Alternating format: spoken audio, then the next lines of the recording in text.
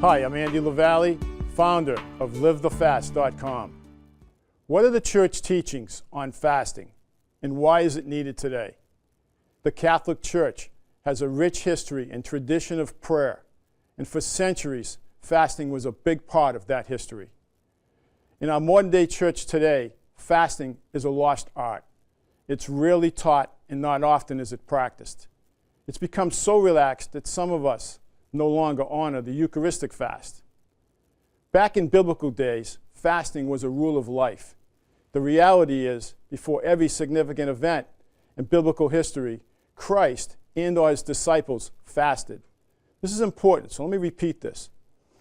Before every significant event in biblical history, Christ and his disciples fasted.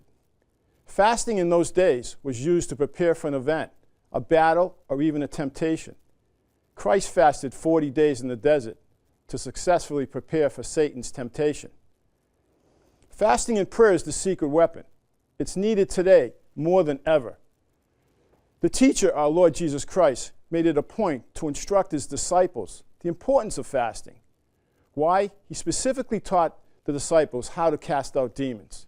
Let me set the stage for a minute. There's the reading of the demons, and they've just been taught by our Lord to cast out the demons. But there's a young man, and he's infested with the demons. But the disciples are unsuccessful. They cannot do this. They go back to Christ and they say, Lord, how come we can't accomplish this?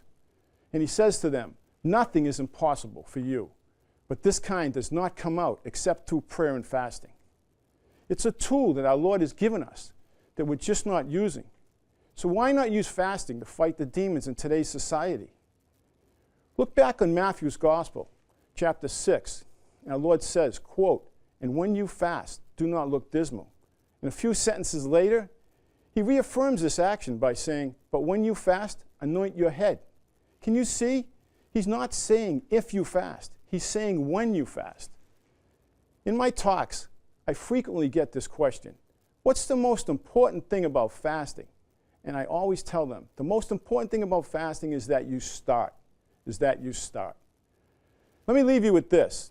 A person who prays will always fast better, and a person who fasts better will always pray better. I'm Andy LaVallee. To learn more about prayer and fasting, visit LiveTheFast.com.